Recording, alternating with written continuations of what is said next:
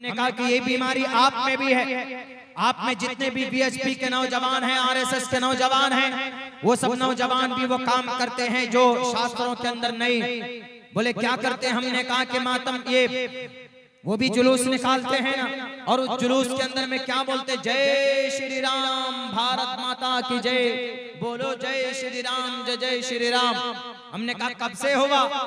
रामनवमी के मौके पर ये नारा लगाते हैं, रामनवमी के मौके पर जुलूस निकालते हैं। हमने कहा कि जैसे मुसलमान रात को 3 बजे जुलूस निकाल रहा है आशूरा मुहर्रम के 10 तारीख को, अगरचे ना बुखारी में है, न तिरमिजी में है, न मुस्लिम में है, न अबू दाऊद में है, न सुनन इब्न माजा में है, न सुनन नसाई में है, न शरीयत की हदीस की साहित्ता में से किसी भी किताब में नहीं। साहित्ता के अलावा और भी हदीसों की बड़ी मजबूत किताब है, ऑथेंटिक, उनके अंदर कहीं पर नहीं, कुरान करीम में कहीं नहीं। लेकिन फिर भी ये नौजवान करते हैं तो गुनाह करते हैं, शरीयत के खिलाफ करते हैं।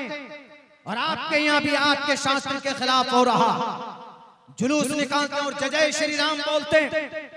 आप जय जय श्री राम बोलकर ये चाहते हो कि रामचंद्र जी खुश हो जाएगा।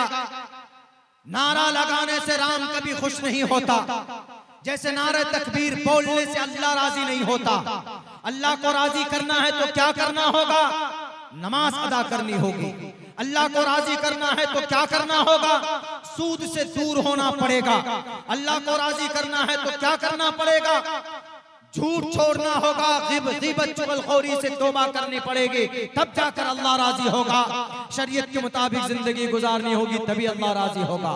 वरना माइक में नारे तकबीर अल्लाहु अकबर के 100 दफा नारे लगा लो, अल्लाह इससे नाराज होता है, राजी नहीं होता। तकबीर से अल्लाह को राजी करना होता तो सिर्फ तकबीर ही चिल्लाते रहते सुबह शाम। क्या जरूरत है मस्जिद बनाने की? क्या जरूरत है नमाज अदा करने की? क्या जरूरत है ज़कात देने की? क्या जरूरत है रमजान के 30 रोजे रखने की? क्या जरूरत है ज़कात अदा करने की? बंद कर देते इन तमाम चीजों को, सिर्फ नारा लगाते। शरीयत में नारे का एक टाइम है, नारे का एक टाइम है, वो ये कि अगर जंग के मैदान में, जिहाद के मैदान में है तो जोश पैदा करने के लिए सहाबा नारा लगाते थे, नारे तकबीर अल्लाहु अकबर, तब। लेकिन आज फैशन बन गया, हम मुसलमानों में भी चीखते हैं, जोर से नारा लगाते हैं, चलो अल्लाह राजी हो गया।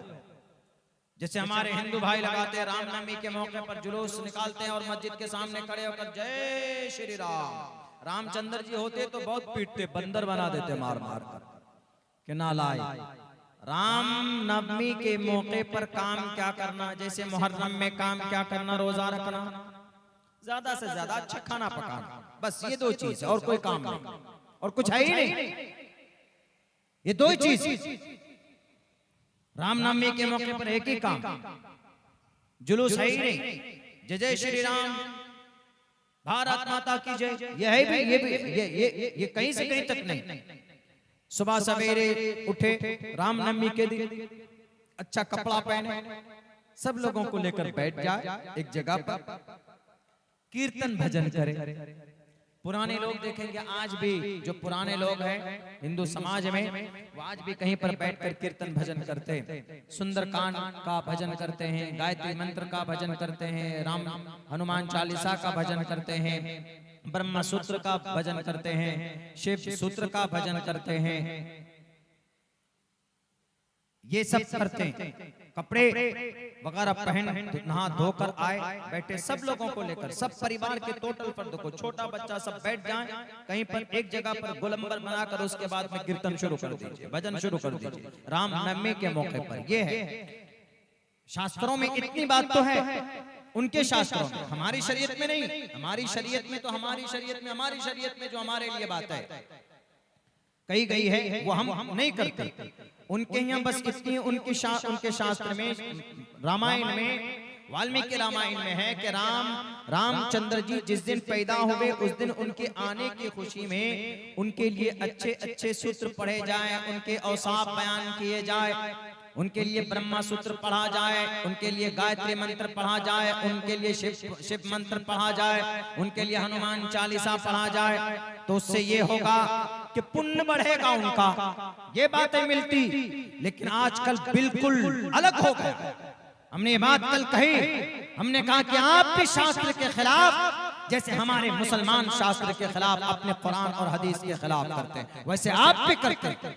और जब ऐसा होने लगे तो अल्लाह तबारक व तआला फिर जालिम बादशाहों को मुसल्लत करते हैं आप पर। जालिम बादशाहों को मुसल्लत करते हैं, क्यों? क्योंकि अमल गंदा हो चुका है। ज़हरल फसादु फिल बर्रि वल बहरि बिमा कसबत ऐदिन नास।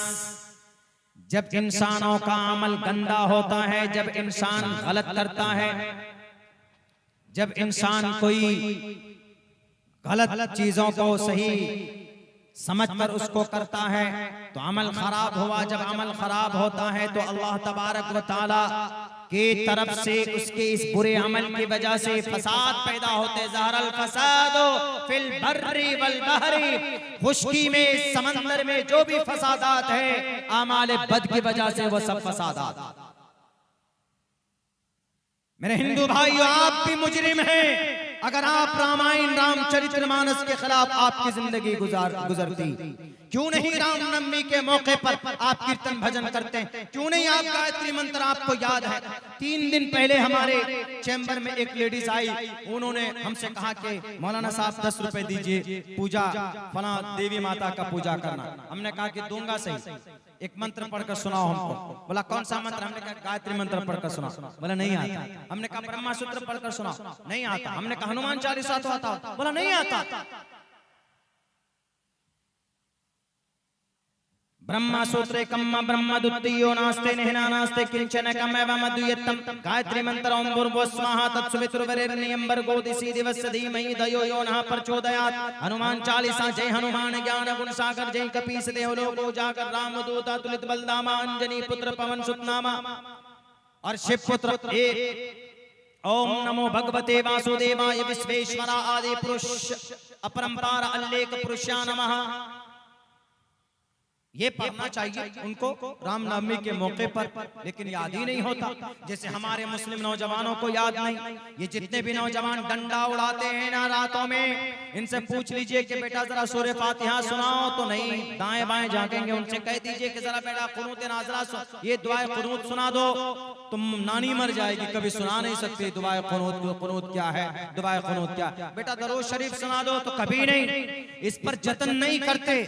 मेरे भाइयों, हम भी मुजरिम हैं और हमारे वो नौजवान मुजरिम हैं। फिर भी अल्हम्दुलिल्लाह आपकी इस बस्ती की हालत बहुत अच्छी। आपने कई लोगों को सबक भी पढ़ाया है, आपने कई लोगों को सीधा रास्ता भी दिखाया है। लेकिन आपके इस मंच से पूरी दुनिया के अंदर मैसेज जाना चाहिए, पूरी दुनिया के लोगों को सबक मिलना चाहिए कि हमें वो काम करना है, हमें वो उन बातों पर अमल करना है जो बातें कुरान और हदीस से हमें मिलती। मा आताकुमुर रसूल फखुज़ूहु व मा नहाकुम अन्हु फंतहू। अल्लाह के रसूल जो तुम्हें दें वो तुम ले लो, और अल्लाह के नबी जिन चीजों से मना कर दें, रोक दें, उन चीजों से बाज आ जाओ। हमारा अमल क्यों गंदा है?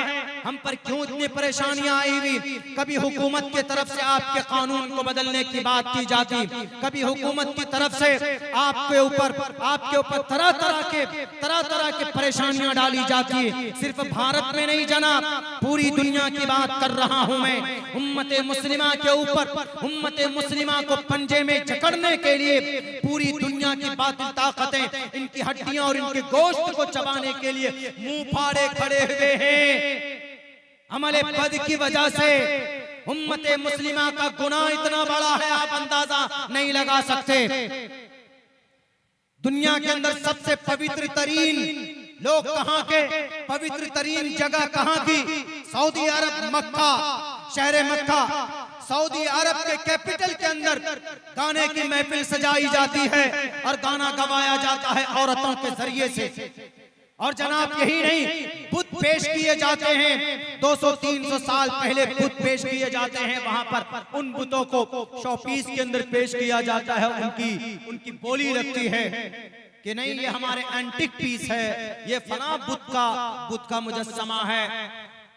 245 मुल्कों से गाना गाने वाली औरतें तवाइफ को और गाना गाने वाले हिजड़ों को बुलाया था, यही पिछले सन 2024 के नवंबर के अंदर, और उनको 8-8 करोड़ रुपए दिए थे। कहां?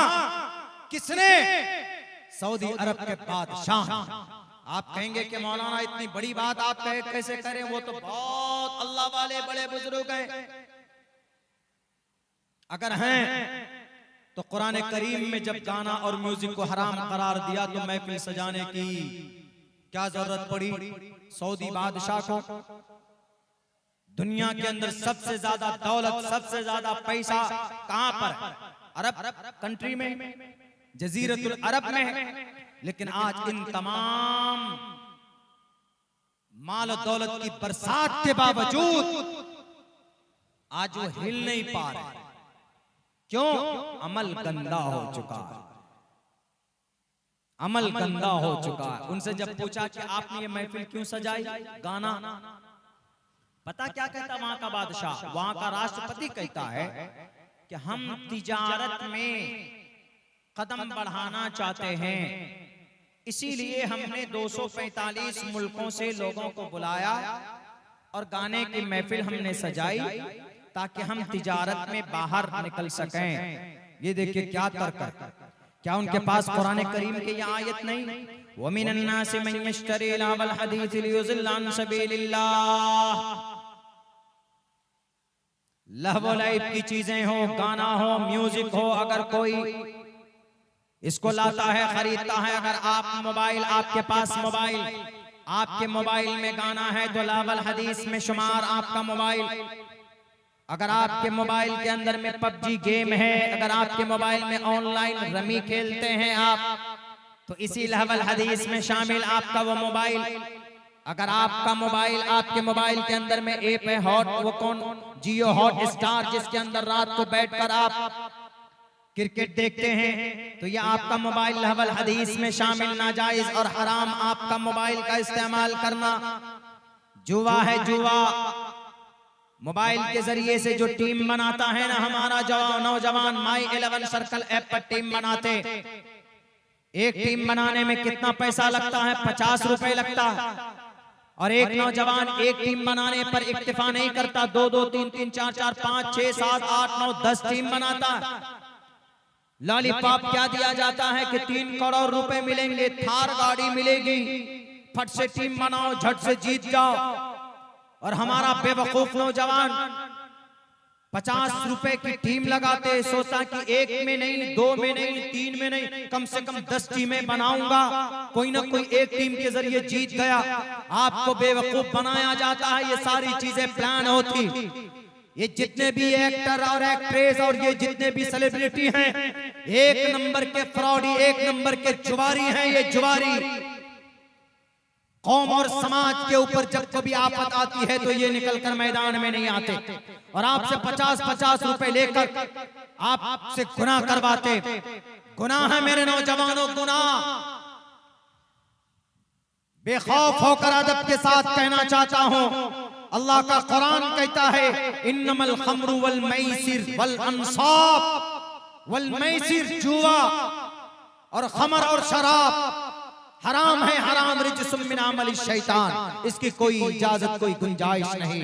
बैरक उन्होंने कहा कि हम तिजारत में बाहर निकलना चाहते हैं। क्या कुरान शरीयत की धज्जियां उड़ाकर तिजारत करने से किसी की तिजारत कामयाब हो सकती? कोई बिजनेस में कामयाब हो सकता? नहीं हो सकता। मेरे भाइयों, आज इन्हीं लोगों की बेईमानी की वजह से, इन्हीं लोगों के कुरान और हदीस को बेचने की वजह से आज गजा पट्टी के कम से कम 1 लाख लोगों के 1 लाख लोगों का खाना और पानी, 1 लाख लोगों को तो जमीन में दफन कर दिया गया है। 25 से 30 हजार मासूम बच्चों को पीने के लिए पानी नहीं। 25,000 बच्चे दूध पीते बच्चों को RDX से देकर मारा गया। कौन मार रहा? एक छोटा सा मुल्क यहूदी इस्राइल मार रहा। उसके दाएं बाएं आगे पीछे चारों तरफ कौन है? Muslim country. लेकिन अकेला बैठा है और उनके पास इतनी ताकत, उनके पास दुनिया का डुप्लीकेट, दुनिया का मनगढ़ंत ये सुपर पावर इस्राइल, ये अमेरिका उसके सपोर्ट में खड़ा होता है तो ये बम बरसाता है। कहां पर? गजा पट्टी में। मेरे भाइयों, मैं तो ये कहूंगा कि गजा पट्टी में जो जुल्म हो रहा है वो जजीरतुल अरब के बादशाहों की गुनाहों की वजह से हो रहा है। जजीरतुल अरब, सऊदी अरब का बादशाह, यहूदियों का दोस्त, यूनाइटेड अरब अमीरात का बादशाह, यहूदियों का दोस्त, ओमान, कतर, 3500 करोड़ रुपए का हवाई जहाज अभी दिया। किसको? 3500 करोड़ रुपए का हवाई जहाज, एरोप्लेन मिस्टर ट्रंप को दिया। अभी अभी की बात है, 1 महीना भी नहीं हुआ। किस लिए? ट्रंप जी लीजिए, आप इसमें घूमिएगा। कौन दे रहा है? कतर दे रहा है। क्या कतर को नहीं मालूम कि गजा पट्टी में 25,000 बच्चे दूध पीते बच्चों को मार दिया, और ये उसका सपोर्टर, वो भी उसका दोस्त। और जनाब मिस्र की तरफ बॉर्डर खुलता है किसका? वो गजा पट्टी का। गजा पट्टी में 25 से 35 से 40 लाख लोग बसते हैं। आधा गजा पट्टी को खत्म कर दिया है, जमींदोज कर दिया है पिछले 2 साल से बम और बारूद बरसाकर। लेकिन मेरे भाइयों, कहीं से कोई आवाज नहीं बुलंद हुई उन मासूम बच्चों के लिए। क्यों? दिल मुर्दा हो चुका है गुनाहों की वजह से। दौलत के अंबार यूनाइटेड अरब अमीरात दुनिया की इतनी मालदार तरीन मुल्क है ये। अगर दुबई, यूनाइटेड अरब अमीरात, जहां दुबई है, जहां अबू धाबी है, अगर ये चाहें तो पूरी दुनिया को बिठाकर 1 महीने तक खिला सकते हैं। इनके पास इतनी दौलत है। दौलत आई कहां से? अल्लाह ने दी। सोना, चांदी, तेल, पेट्रोल, गैस, सीएनजी, ये सब वहीं से आता है। इतनी दौलत होने के बावजूद ये चाहते तो मिनटों सेकंडों के अंदर गजा पट्टी में जो जुल्म जबरदस्ती हो रही है उसको रोका जा सकता था, उसको रोक सकते थे, लेकिन नहीं रोके। क्यों? क्योंकि उनका अमल इतना खराब हो चुका है। शादी में जहेज लेना पाप है, लेकिन आपको पता है कि जब यूनाइटेड अरब अमीरात का जो बादशाह है, उसने अपनी बेटी की जब शादी की तो अपने दामाद को तोहफे में क्या दिया पता है? तोहफे में जहेज के तौर पर, जहेज में तोहफा मान समझियो का नाम तोहफा दिया, जहेज नहीं दिए। जब उनसे पूछा गया इंटरव्यू में क्या दिया तोहफे में? सोने की कार। जो कार हम लोग बैठते हैं ना, वो कार का मुजस्समा नहीं बना के, बाज़ाब्ता चलने वाली कार, सोने की पूरी बॉडी। ये है ज़हर अल फसाद फिल बर्रि वल बहरि बिमा कसबत ऐदिन नास। हम मुसलमानों का अमल इतना गंदा हो चुका है कि उसी बुरे अमल की वजह से अल्लाह तबारक व तआला कहीं किसी मासूम को नरगे में, कोई मासूम नरगे में फंस जाता है हमारे अमाल बद की वजह से, उम्मते मुस्लिमा के बुरे अमल की वजह से। आज हमारे भारत में अलग अलग कानून बनते हैं। मुल्क हिंदुस्तान में कानून बना वक्फ के ऊपर, अभी चल रहा है, एहतजाज चल रहा है इसके ऊपर। खूब वक्फ की प्रॉपर्टी आपके बंगाल के अंदर भी तकरीबन 80-82 हजार वक्फ की प्रॉपर्टी आपके बंगाल में, वक्फ की प्रॉपर्टी 82,000 एकड़ जमीन है बंगाल में। नहीं मालूम है हम लोगों को भी कहां पर है। क्यों? उनको कुछ लोगों ने दबाया हुआ है, कुछ तो नेता दबाए हुए, कुछ हमारे मुसलमानों में पावरफुल आदमी दबाए हुए, उसका नाजायज इस्तेमाल किया हुआ।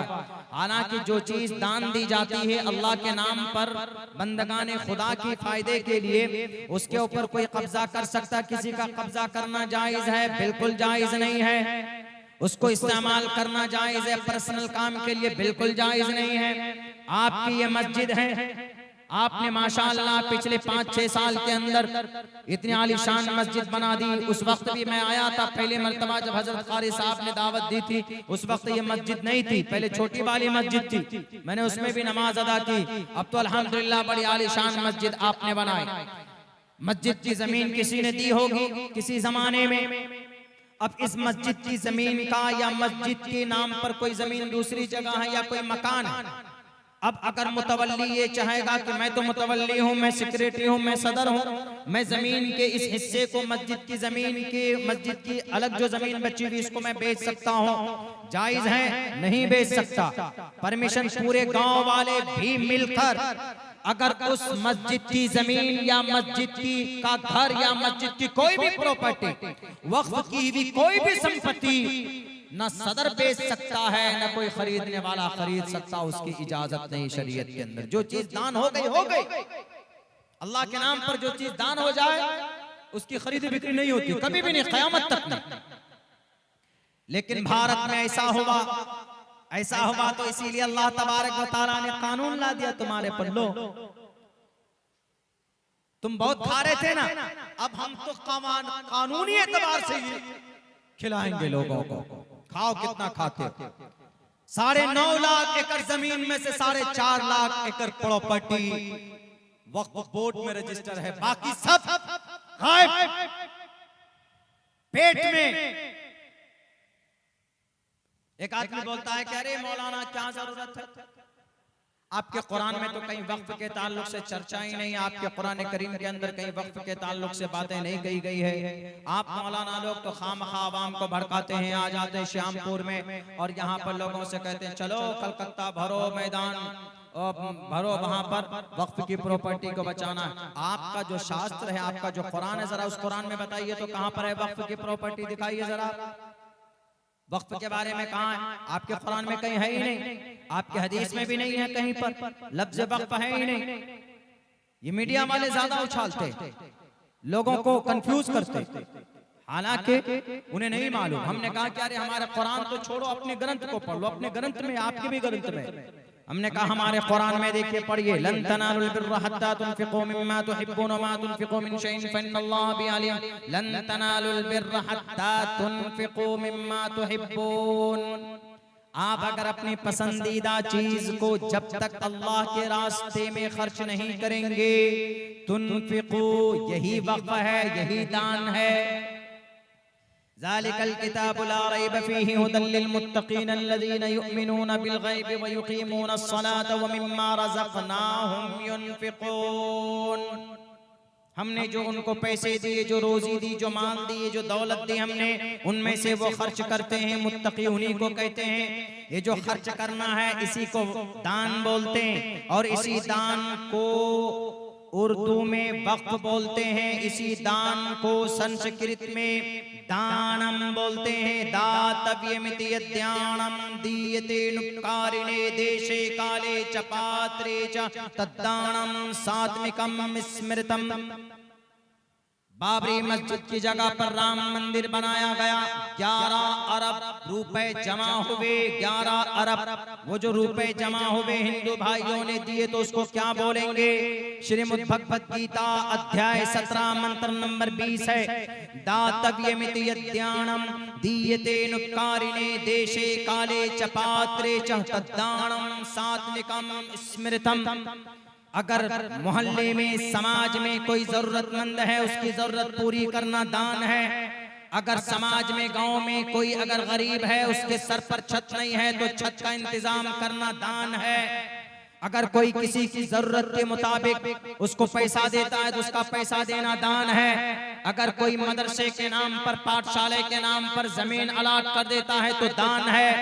और ये दान बड़ा पुण्य का काम है। ये कौन कह रहा है? ये गीता कह रही है। गीता, मीडिया वाले, तुम कभी भी इस्लाम को बदनाम नहीं कर सकते, तुम कभी भी कुरान पर तुहमत नहीं लगा सकते, तुम कभी भी अल्लाह के नबी के हदीस को झूठ कहकर नहीं पेश कर सकते।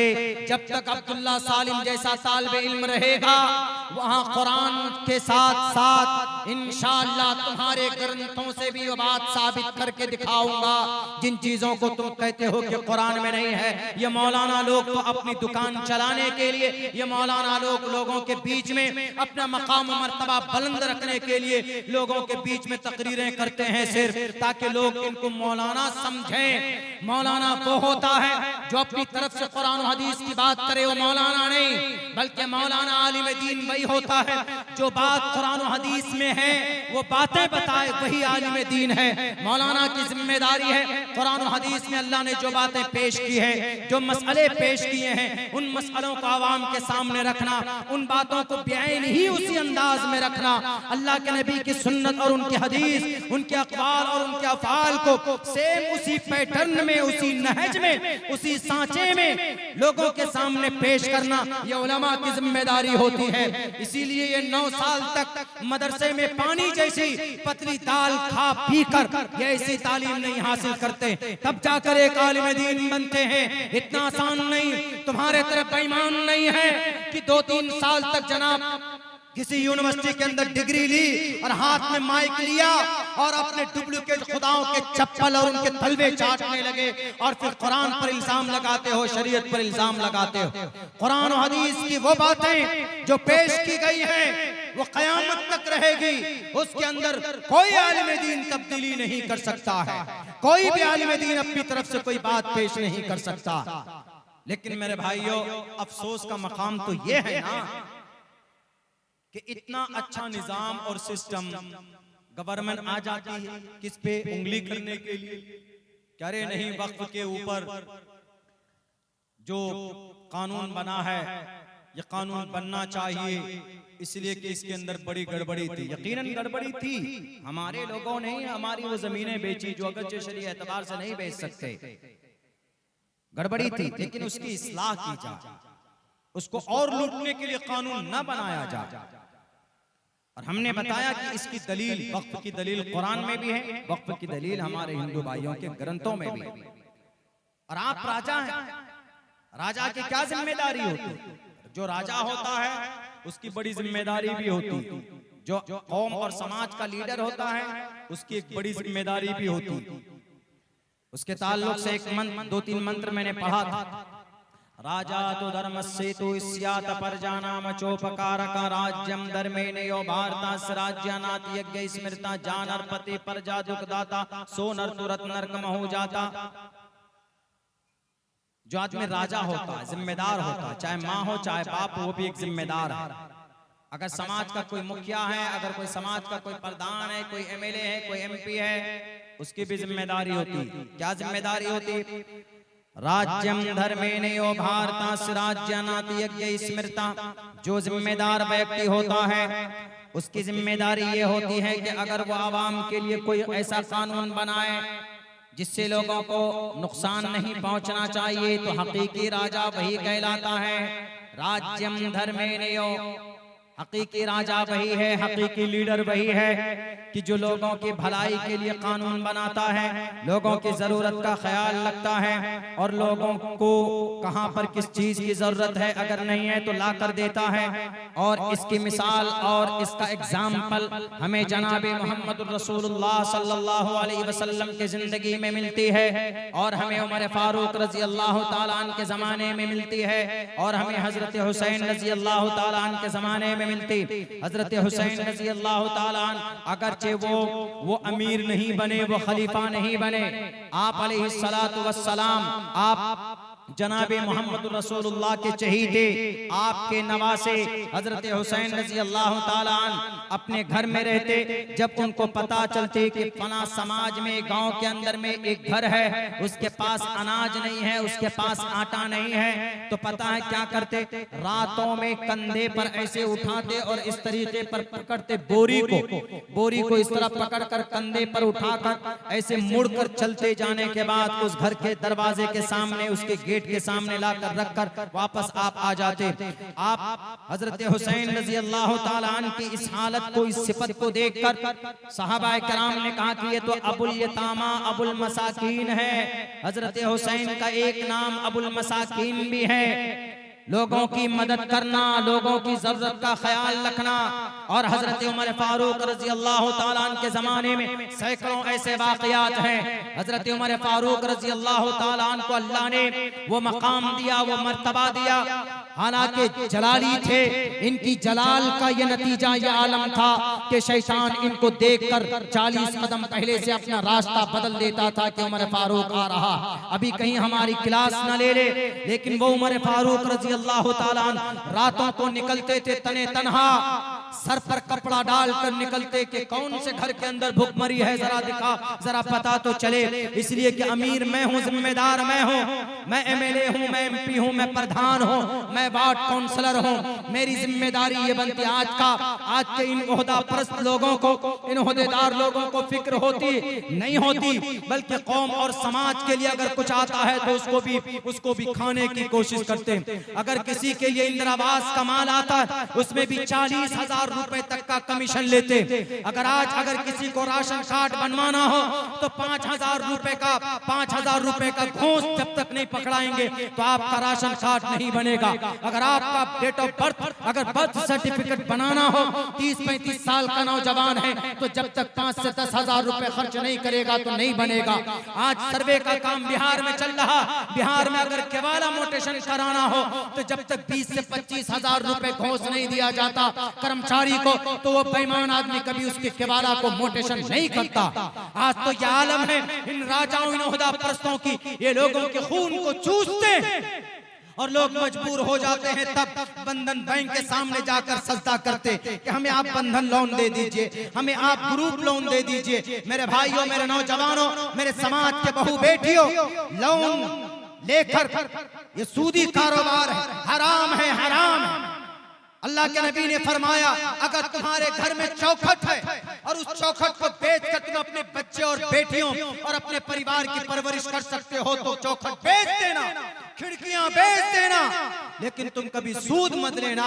इसलिए कि अल्लाह ने अगर जंग का ऐलान किया है किसी गुनाह पर तो वो सूद पर किया। क्या आप सोचते हैं कि बंधन बैंक वाला आपको फ्री में देता? अरे नहीं, अगर आप 50,000 रुपए लेते होंगे तो मेरे ख्याल से 15 से 20 हजार रुपए वो आप पर सूद का इंटरेस्ट का डालता होगा। और जहां पर सूद लेना हराम, सूद देना हराम, सूद लिखना हराम, सूद पर गवाह बनना हराम है। इसका अदना सा दर्जा यह है अगर आदमी अपनी मां से जिना कर ले तो कम बड़ा गुनाह है, लेकिन आदमी सूद खा ले तो ये ज्यादा बड़ा गुनाह। उसके 70 दर्जात हैं, उनमें से जो अदना दर्जा है वो ये कि आदमी मां से जिना कर ले तो ये कम बड़ा पाप है, लेकिन अगर सूद खाता है तो ये ज्यादा बड़ा पाप है। किनकी वजह से इस उम्मत को इस दहलीज पर पहुंचाया? हमारे बड़े, हमारे जितने भी कौम और समाज के इख्तिदार पर सियासत में लोग बैठे हुए ये भूल चुके हैं आवाम को। राज्यम धर्मेण यो भारतास्य राज्यानाथ यज्ञ स्मृतः। लीडरों को चाहिए कि ऐसा काम करे कि जिससे लोगों को आसानी हो। ये बात कही गई, अगरचे ये मनुस्मृति का मंत्र है, लेकिन बात बहुत अच्छी कही गई है, बात सबक आमोज है। अगरचे मनुस्मृति के अंदर ये बात कही गई, उमर फारूक रजी अल्लाह ताला इसी डर से, इसी खौफ से कि कहीं कोई भूखा न रह जाए, उमर फारूक रजी अल्लाह ताला एक मौके पर आप एक मैदान में निकल गए, देखा कि एक सवारी, एक आदमी आया, उसके साथ उसकी बीवी है, वो वहां पर खेमा डालकर रुका हुआ है, बीवी की आवाज आ रही है, चीख रही है दर्द से। उमर फारूक जब पहुंचते हैं तो उस आदमी से कहते हैं कि भाई जरा बताओ क्या परेशानी है, ये औरत क्यों चीख रही है? उसने कहा ये तो बाद में बताऊंगा, पहले कल क़यामत में गिरबान पकड़ूंगा अमीरुल मोमिनीन का, उसकी प्रजा, उसका आवाम यहाँ परेशान है, लेकिन उस आराम की नींद सो रहा होगा अमीरुल मोमिनीन। उमर फारूक वहीं पर पहचानता नहीं था। उमर फारूक ने कहा कि बेट बता दो अच्छा परेशानी क्या है? कहा कि मेरी बीवी दर्द ज़ह में मुब्तला है, पैदाइश का वक्त आ गया है, लेकिन कोई निजाम नहीं, कुछ भी नहीं, बयाबान जंगल में अपनी बीवी की बच्चे की पैदाइश कहां से करवा? उन्होंने कहा कि अच्छा रुको मैं जरा जाता हूं। फौरन कांपते हुए पैरों से घर लौटे। कौन? उमर फारूक, जिनको देखकर शैतान अपना रास्ता बदल देता था। उमर फारूक जिनके अक़वाल की तस्दीक के लिए अल्लाह ने आसमान से जमीन पर कलाम उतारे, कुरान करीम उतरा। वो उमर फारूक जो जमीन पर सोचते हैं तो अल्लाह आसमान पर उनकी सोचने को, उनके मशवरे को पसंद फरमाता। वो उमर फारूक जिनकी वजह से अल्लाह तबारक व तआला ने इस्लाम को सरबलंदी दी शुरुआत के अंदर।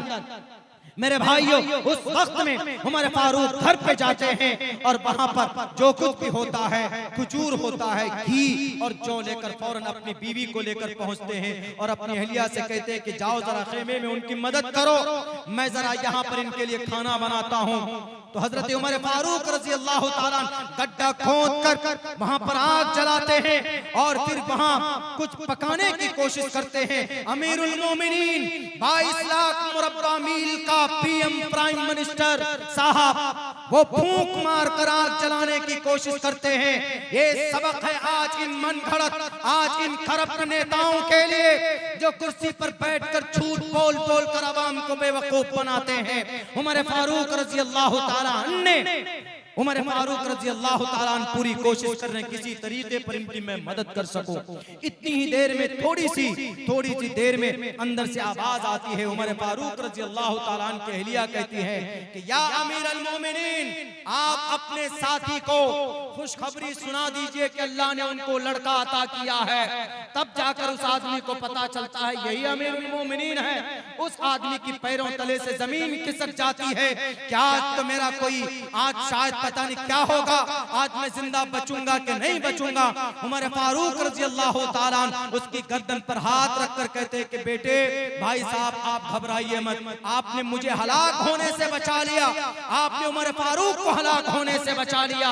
ओहदे का सही इस्तेमाल कैसे होता है, इस्लाम के प्लेटफॉर्म से ज्यादा हमारे जितने भी मुसलमान कायद थे, रहनुमा थे, रहबर थे, इनसे ज्यादा बेहतर कोई इस दुनिया को नहीं बता सकता। मेरे भाइयों, उसका सही इस्तेमाल होना चाहिए, आज उसका मिसयूज हो रहा। अल्लाह ने हमारे लोगों को बड़े मौके अता फरमाए हैं, लेकिन हमारे लोग उसका मिसयूज करते हैं, जिसकी वजह से अल्लाह तबारक व तआला ने उन तमाम लोगों की गलती की वजह से, उनकी बदअमली की वजह से और हम मुसलमानों की शरीयत से दूरी की वजह से आज इतनी परेशानियों में हम घिर गए हैं। एक ही आयत पढ़कर आपके सामने अपनी बात खत्म करूंगा। वला तहिनु वला तहज़नु व अंतुमुल आलौन इन कुंतुम मुमिनीन, आप ही सरबुलंद रहेंगे। आपको ना तो मोदी से डरना है, ना योगी से डरना, न लाल बुजक्कर से डरना है, ना आसाम के ये आधे दिमाग वाले सीएम से डरना।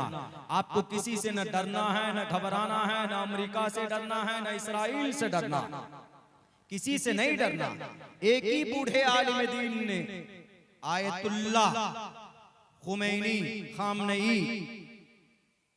अगरचे वो शिया आलिम है, लेकिन एक ही ने अमेरिका को उसकी औकात याद दिलाकर रख दिया। बैरक उधर नहीं जाऊंगा। वला तहिनु वला तहज़नु व अंतुमुल आलौन, you will be superior in the world, दुनिया के अंदर आप ही सुपीरियर थे, रहेंगे। शर्त ये है इन कुंतुम मुमिनीन, अगर मोमिन बनकर रहे तो आज भी अल्लाह की नुसरत, आप अल्लाह की मदद आपके इंतजार कर रही। अल्लाह से दुआ करता हूँ, अल्लाह कहने सुनने से ज़्यादा हम तमाम मुसलमानों को उस पर अमल की तौफीक अता फरमाए। आपके महबूब मुकर्रिर हम सब के मुशफिक मुरब्बी करम फरमा हज़रत वाला तशरीफ़ फरमा चुके हैं। उनकी बातें बड़ी कीमती होती है, मैं भी सुनता हूँ। मैं अपनी गाड़ियों में अक्सर हज़रत की तकरीर लगा कर मैं चलता हूँ तो सुनता हूँ। हमारे बड़े हैं, अल्लाह तबारक व तआला इन अकाबिर और इन मुहक्किक और इन ज़बानसाज़ अकाबिर की का साया हम सब के ऊपर तादेर तक कायम दायम फरमाए। बहुत बहुत शुक्रिया, जज़ाकल्लाह। अस्सलामु अलैकुम व रहमतुल्लाहि व बरकातहू।